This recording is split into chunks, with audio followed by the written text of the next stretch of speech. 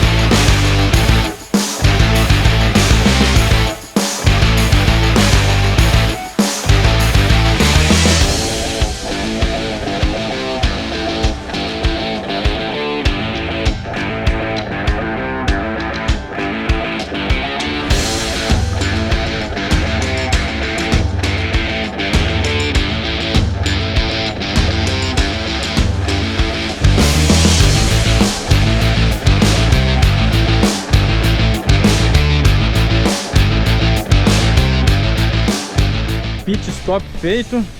Agora nós vamos para... Agora nós vamos para Cachoeira da Corda. Cachoeira da Corda. Estamos chegando, hein? Daqui a pouco nós tá chegando. Aqui é Motuca.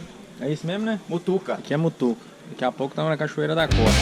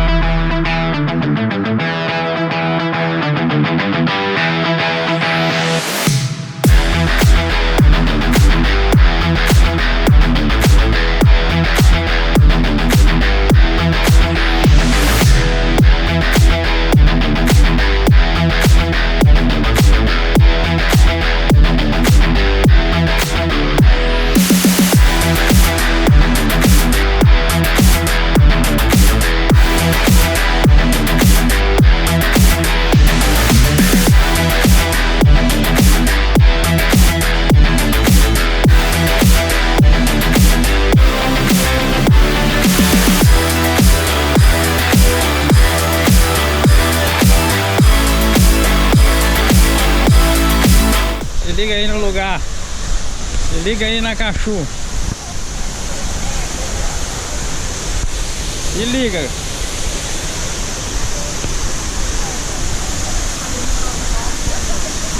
Bom dia. Bom dia, bom dia. Bom dia. Beleza?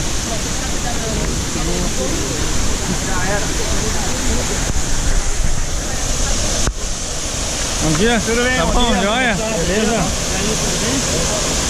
Ô, Márcio. Chegamos. Da Corda.